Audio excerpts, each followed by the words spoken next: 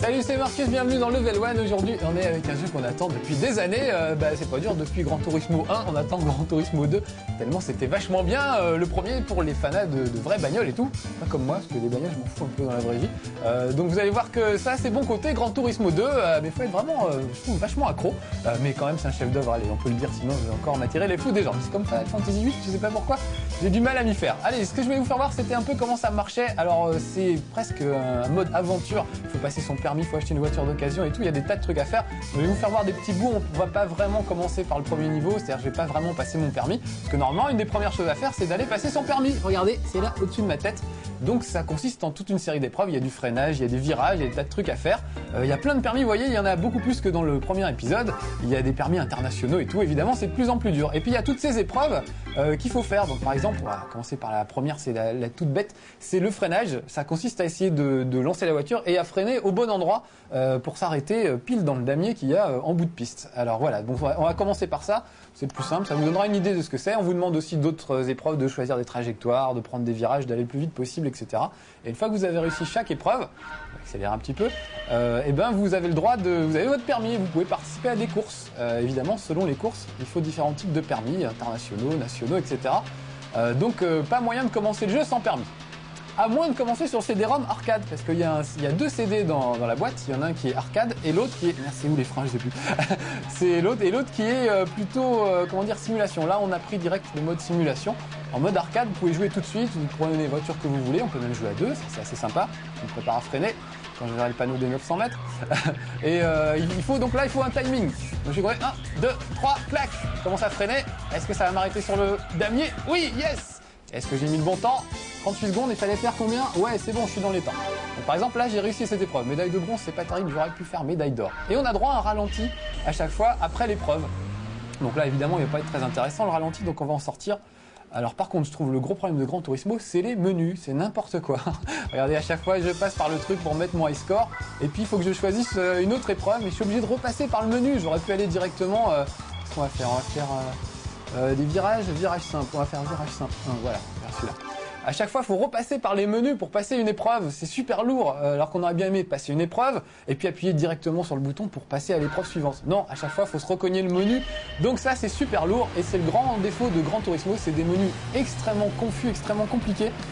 Parce que le jeu lui-même est très compliqué. En fait, il y a énormément... c'est pas un défaut d'être compliqué, mais il y a tellement d'options et de possibilités dans ce jeu qu'on a vraiment du mal à suivre. Et franchement, ils n'ont pas fait ce qu'il y avait de mieux à faire pour qu'on comprenne comment ça marche. Là, vous voyez, l'idée, c'est qu'il faut que je suive la trajectoire, l'espèce de ligne jaune, pour essayer de faire le meilleur temps. Au-dessous de 27 secondes, ce serait bien. 27 secondes et 47 centièmes au lieu de 27 secondes, donc là, j'ai raté. Donc vous voyez, il faut que je recommence. Donc je repasse par le menu et machin, c'est super lourd. Donc on aurait aimé que ce soit plus fluide, parce que c'était déjà comme ça dans le premier épisode. On aurait aimé que ce soit plus fluide, qu'il nous épargne le ralenti systématiquement à chaque fois, qu'on soit pas obligé d'appuyer sur Start et de quitter, etc. Donc vraiment, encore une fois, les menus, pas terribles. Par contre, tout le reste, évidemment, c'est super bien foutu. Bon allez, on va sortir de là, parce qu'on va pas passer notre vie à passer des permis. Enfin, vous voyez l'idée, vous voyez le genre d'épreuve qui peut être vachement horripilante. Si vous avez déjà connu les premiers Gran Turismo, vous savez que pour passer son permis, c'est un peu pénible. Mais bon, une fois qu'on l'a, on peut aller faire des courses et c'est tout de suite plus sympa. La deuxième chose à faire une fois qu'on a passé son permis, c'est d'aller s'acheter une voiture.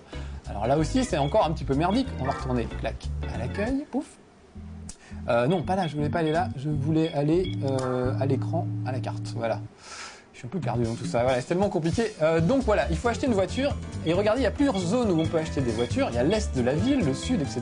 Par exemple, là, il y a des concessionnaires Peugeot, etc. Ce genre de trucs. Il faut aller au début à l'est de la ville. On n'a pas le choix, mais c'est pas expliqué dans la doc. Enfin, pas vraiment. Pour choisir une voiture chez un concessionnaire japonais. Vous êtes obligé, vous n'avez pas le droit d'acheter une autre voiture que chez un concessionnaire japonais. Ensuite, on clique, par exemple, pour aller voir chez Mazda ce qu'ils ont comme voiture. Nouvelle, c'est même pas la peine d'essayer, on n'a pas les moyens au début, vous avez que 10 000 crédits, il faut acheter d'occasion. Voilà, donc on choisit une des voitures parmi toutes celles-là. Regardez, je choisis une voiture et je vais seulement maintenant avoir accès à ses caractéristiques. Donc ça veut dire que pour comparer des voitures, il faut rentrer dans le menu de la ville, rentrer dans le menu du concessionnaire, rentrer dans le menu des voitures d'occasion et aller à la voiture. Donc franchement, à moins de connaître les voitures par cœur, c'est infernal. Donc ce que je vous recommande, c'est demander à vos potes avec quelle voiture ils ont commencé, parce qu'il y en a qui sont évidemment mieux que d'autres, ou alors acheter des magazines ou regarder sur le net, ils vous fileront des conseils. Moi personnellement, j'ai commencé avec une, je sais plus quoi, une Mega Twin Turbo de chez, c'était Toyota, une Toyota Mega Twin Turbo, et elle est pas trop mal. Donc on va la voir tout de suite en action. Donc vraiment la partie choix de la course, choix de la voiture, c'est un truc très très important. Au début j'avais acheté une Fiat. Dans la pub ils disent Gran Turismo, offrez-vous maintenant la voiture que vous n'aurez jamais. Mais j'aurais jamais de Fiat, j'avais acheté une Fiat et j'allais à 20 à l'heure et tout le monde me dépassait comme des malades. Donc c'était vraiment l'horreur et c'était absolument injouable. Donc je trouve que c'est dommage qu'il y ait des options comme ça qui soient absolument pas jouables. On peut pas gagner une course avec une Fiat dans ce jeu, c'est pas possible tant qu'elle n'est pas boostée de partout. Donc allez, on va commencer la course tout de suite, on fait pas d'échauffement, du coup ça va sûrement être assez terrible. Donc voilà, renseignez-vous vraiment, parce que comme il n'y a qu'une seule sauvegarde, ça fait plein de trucs, hein, vous verrez, peut-être que vous aurez le jeu, vous comprendrez mieux tout ça. Comme il n'y a qu'une seule sauvegarde sur la cartouche, si ça ne va pas avec la voiture que vous avez choisie, il faut effacer la sauvegarde et recommencer. Et je passe sur le détail qu'il n'y a même pas de menu pour effacer les sauvegardes, bon, sinon je vais me fâcher. Allez, on est parti. Tout de suite le jeu, allez encore une dernière critique et puis après je dirai du bien, regardez-moi comme c'est pourri les graphismes, franchement ça fait vraiment pitié, le sol est complètement pixelisé, allez, regardez, on voit des mosaïques, on croirait des pavés, c'est Paris-Roubaix quasiment, donc je trouve que c'est vraiment très très moche, alors qu'on a des jeux qui sont quand même vachement plus beaux que ça, je pense à Ridge Racer Type 4, au début je me suis dit c'est mes yeux ou quoi, dans mon souvenir Ridge Racer Type 4 était vachement plus beau, je dois confondre, c'est pas possible. Et en fait non, Ridge Racer Type 4 est vraiment beaucoup plus beau. Il faut dire que là j'ai pas choisi le circuit le plus joli et je suis en train de me retourner comme une crêpe parce que je parle comme d'habitude. Bon allez, un peu de concentration. Voilà, bon celui-là c'est vraiment à mon avis le circuit le plus vilain, vous verrez qu'il y en a d'autres qui sont beaucoup plus beaux. Allez, maintenant j'arrête de dire du mal, on va dire du bien de ce jeu. Parce que c'est sûr que tout le monde l'attend et c'est vrai que c'est un truc assez fabuleux. Si vous êtes fan de simulation de voiture, franchement on trouve pas mieux. On peut absolument tout faire, on rachète des suspensions, on peut quitter la voiture, vraiment mettre des trucs partout. Il n'y a que le volant en fourrure et le siège à boule qu'on peut pas mettre, mais sinon il y a absolument tout. On peut, je sais pas quoi, limer le moteur pour que ça aille plus vite. Enfin, il y a des trucs, je comprends même pas ce que c'est. En tout cas, ça permet d'aller plus vite. Bon, c'est dans quel sens la route? Ça doit être de l'autre côté. Hein. C'est pas très grave, comme j'ai pris une voiture super balèze, normalement je devrais arriver à les rattraper. C'est une voiture qui booste un petit peu. Donc en fonction de la voiture que vous choisirez au début, ce sera plus ou moins difficile.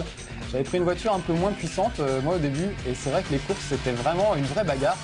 Et là ça devient intéressant parce que c'est vraiment de la simulation. Il faut vraiment apprendre à piloter correctement pour pouvoir faire quelque chose. Là avec cette espèce de voiture que j'ai, je suis à peu près sûr de pouvoir les rattraper dans toutes les circonstances. Donc c'est moins drôle, mais au moins avec ça je vais gagner de l'argent.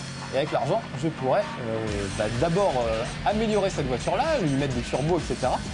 Et puis ensuite, je pourrais acheter d'autres voitures. Ça, c'est sympa, on a toute une écurie de voitures. Vous pouvez vous acheter, enfin vous acheter la Fiat après.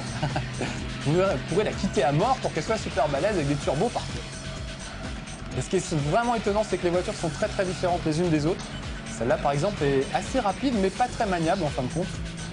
Et je pense que ça correspond vraiment aux vraies caractéristiques des voitures. Comme ils sont un peu chauvins, je pense qu'ils ont dû en rajouter un peu sur les japonaises. Et les Peugeot et tout, ils nous les ont rendus un peu pourris. C'est petit de leur part, mais enfin bon, c'est de bonne guerre. Hein.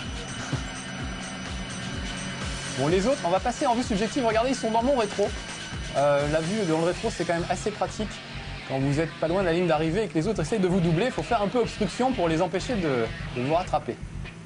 Et sinon, pour les virages, il vaut mieux être dans cette vue-là. Donc pas question de les prendre à 300 km/h, les virages, vous voyez, je suis obligé de ralentir vraiment dans les virages et de contrôler ma vitesse pour pas partir en vrille et pas partir en dérapage. Donc c'est pas du tout Ridge Racer. Je suis très fan de Ridge Racer et j'adore ce côté fun et arcade.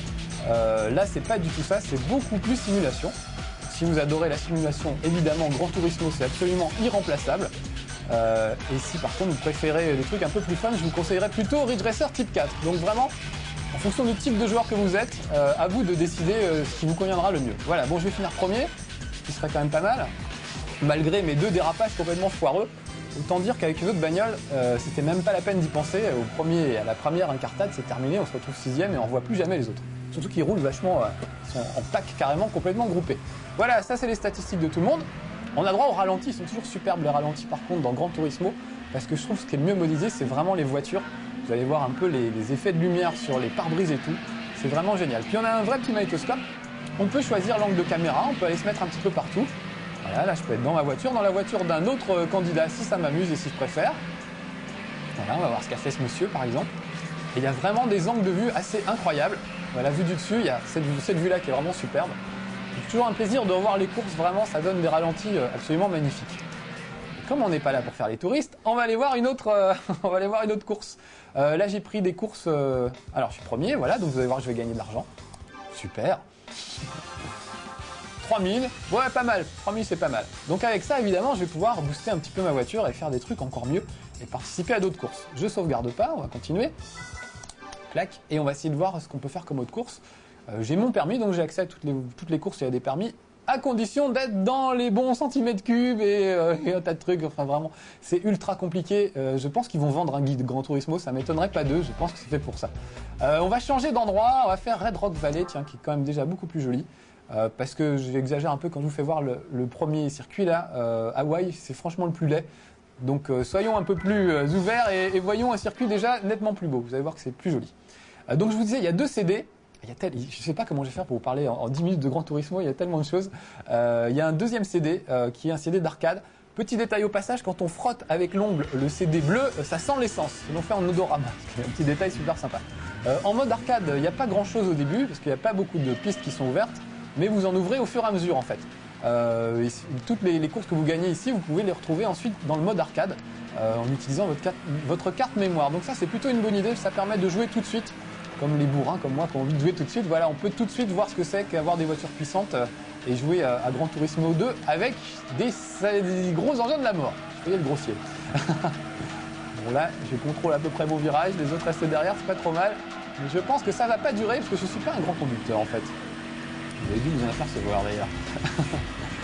Donc ce CD d'arcade, il y a aussi un truc qu'il n'y avait pas du tout dans Gran Turismo 2, c'était le fait de pouvoir faire des courses de rallye sur des circuits boueux et tout, et c'est assez réussi parce que vraiment la tenue de route est assez géniale et les terrains sont, des fois on s'enlise un petit peu, des fois un peu moins, ça dépend vraiment, c'est vachement bien rendu.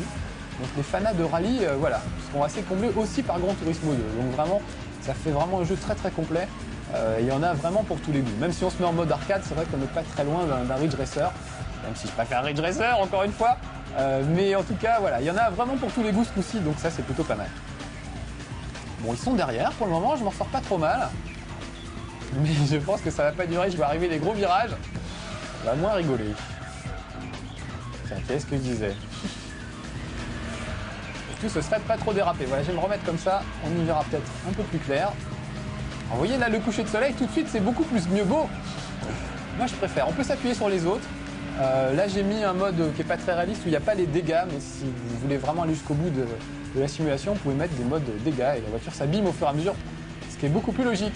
Moi, j'ai tendance à m'appuyer sur les autres dans les virages. Ça les ralentit, puis ça me ralentit aussi, ça évite d'user le frein.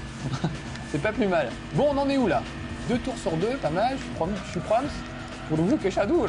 Voilà, déjà, j'ai mal pris ce virage. Donc au début, si vous prenez pas une voiture très balèze, ça risque vraiment d'être de la galère parce que si votre voiture n'est pas trop puissante, il faut vraiment apprendre à connaître chaque circuit et tout ça, ça prend du temps, vraiment. Donc c'est un jeu immense, vraiment immense. Je pense qu'il y a vraiment plus d'une centaine d'heures de jeu pour ouvrir toutes les courses, découvrir toutes les voitures et faire tout ce qu'on peut. Donc vraiment, c'est un gros jeu. Je sais que moi, personnellement, j'ai pas envie de passer 100 heures à modifier les pneus de ma voiture, les rainures des pneus de la voiture, donc ça me gonfle assez vite. Mais il faut reconnaître que c'est quand même rigolo déjà, même juste comme ça, même pour faire 2-3 courses, c'est quand même assez sympa. Voilà, on va s'arrêter là. J'aurais bien... Pierre, j'ai le temps de faire la course s'il te plaît, que je finisse premier, que je me mette pas trop la honte. On est presque au bout du truc. Comme ça, j'aurais gagné plein d'argent et je pourrais m'acheter enfin ma Fiat dont je rêve depuis si longtemps. On retrouve toutes les bagnoles, hein, Peugeot, Fiat, il y a vraiment tout. Il y a des américaines, des japonaises, enfin il y a vraiment de tout. C'est vraiment très très étonnant et assez réaliste en fait. Donc c'est ça qui est agréable. Si vous êtes fanat de voitures, ça vous évitera de vous planter avec des vraies voitures. Oh là là! Bon, allez, c'est tout moi ça. Je vais repartir dans le mauvais sens. Ça fera une belle fin pour un Level 1. Allez, soyez sages, à bientôt pour un prochain Level 1. En tout cas, bonne adresse, Gran Turismo. Promis. Ciao!